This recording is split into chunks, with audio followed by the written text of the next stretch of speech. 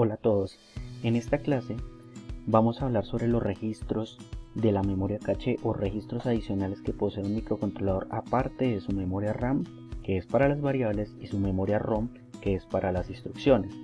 En el caso del microcontrolador MC9S08QG8 de NXP vamos a encontrar estos 5 registros: el acumulador, el registro índice, el apuntador de pila, el contador de programa y el registro de condición de código. Vamos a ver muy brevemente la función de cada uno de ellos.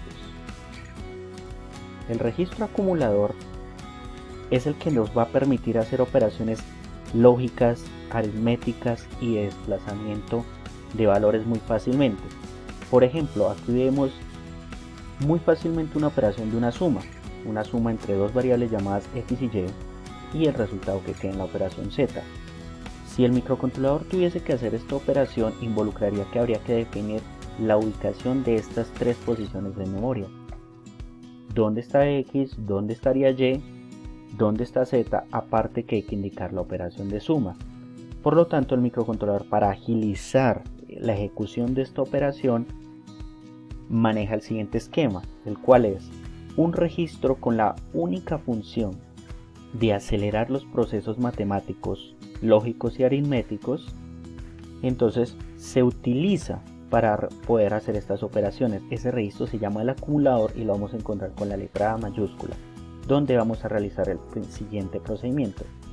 Llevamos el valor del primer sumando al acumulador, se lo llevamos. Luego planteamos la operación de la suma, que es, como previamente en el acumulador se cargó el valor de x, podemos hacer perfectamente la suma de x y y. Al ya tener el acumulador como un registro del microcontrolador, un registro interno, no es una dirección de memoria que debamos especificar, ya la propia instrucción lo puede utilizar al ser memoria caché. Y no tenemos problema ni de perder ni x ni y porque lo estamos modificando. Finalmente, ya hecha la suma, podemos llevar el valor de esta suma a la variable z. Se ve que se involucran más pasos para realizar una suma, pero esto involucra que al final, al condensar estos pasos, sea más rápido para el microcontrolador ejecutar instrucciones, que eso es una gran característica que se busca en los microcontroladores. Esto se aplica para todas las operaciones aritméticas: suma, resta, multiplicación, división; las lógicas como la y, como la o; las de movimiento y desplazamiento.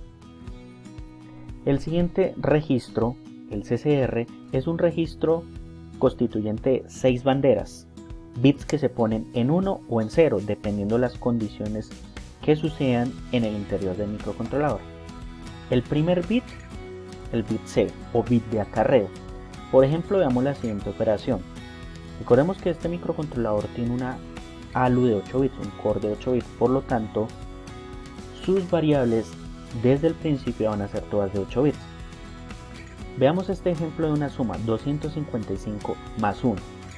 De entrada podemos ver fácilmente que nos da 256. Veámoslo cómo sería esto en binario.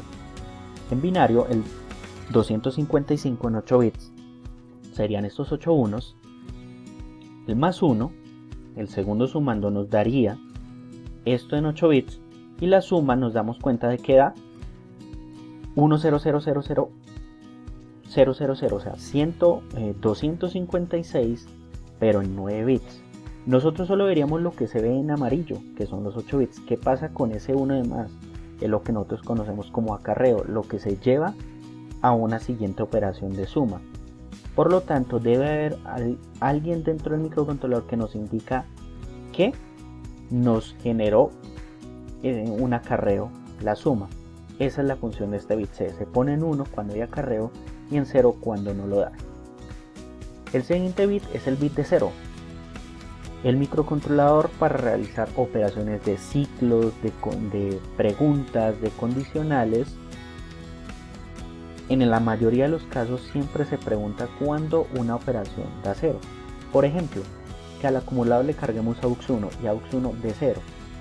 Entonces debe haber alguien dentro del microcontrolador que nos indique que esta operación de 0, porque AUX1 es un 0 y nosotros podamos tomar la decisión de hacer cierta rutina de código o cierta otra.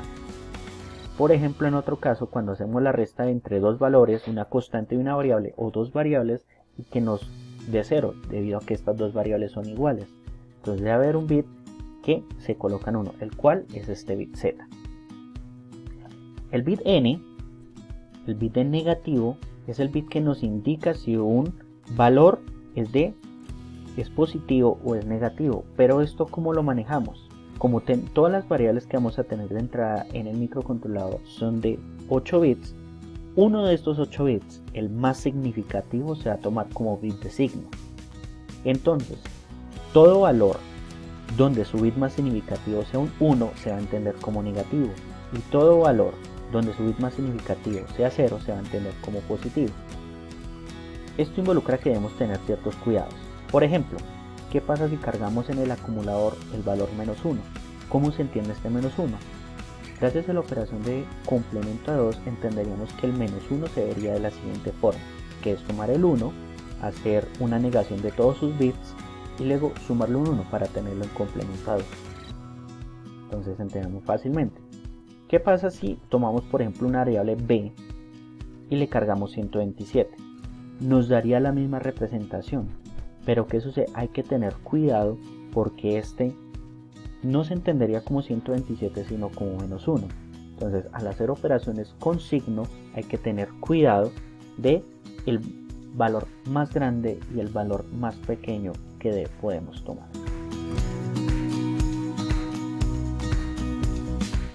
El siguiente bit es el de acarreo medio, donde cuando se trabajan valores BCD, recordemos que cualquiera de los dígitos decimales del 0 al 9 se puede representar como una combinación de 4 bits, donde podemos fácilmente en un display de 7 segmentos o en cualquier otro dispositivo de visualización visualizar cualquier dígito decimal, cuantos dígitos necesitemos. Entonces, por ejemplo, tenemos en el acumulador el dígito 8, el cual se vería de la siguiente forma en binario y vemos que el valor BCD sería 1000. Recordemos que son solo 4 bits. ¿Qué pasa si hacemos la siguiente operación? Al acumulador le adicionamos 9. Eso involucra un valor de 17, muy fácilmente lo podemos intuir.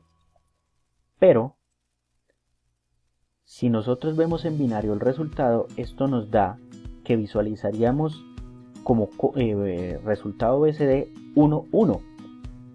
Vemos aquí entonces el valor de 1 en la parte alta y 1 en la parte baja. Entonces aquí tenemos un inconveniente. Aquí se generó un acarreo. De estos 4 bits, al sumarles 9 nos dieron un 1 en los 4 bits altos. Se genera un acarreo medio. De ahí su nombre, half carry. Esto nos permitiría saber si debemos hacer una corrección y obtener el valor correcto, que sería el siguiente, 1, 7, para visualizarlo por ejemplo en un display de 7 segmentos.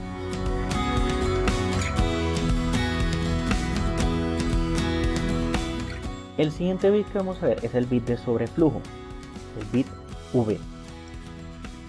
Cualquier valor que vayamos a trabajar para que sea correctamente un valor con signo, porque muchas operaciones aritméticas involucran si nos dan valores positivos o negativos, estos valores pueden ir desde -128 hasta 127. Entonces hay que tener cuidado cuando, por ejemplo, tenemos el valor 120, que es positivo, está dentro del rango y le sumamos 8. El resultado nos da 128, correcto. En binario se vería de esta forma. Pero aquí vemos que el bit más significativo es un 1. Si trabajamos operaciones con signo, este valor no lo va a entender como positivo, sino como negativo. Entonces la función de este bit es indicarnos si podemos correctamente hacer una operación con signo con los valores que estamos trabajando, o hay que tener cuidado porque ocurrió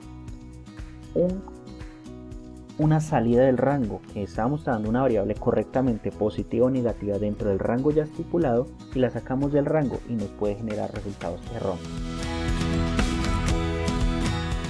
El bit I finalmente es el bit de interrupciones, que posteriormente en otros videos vamos a ver el uso de las interrupciones.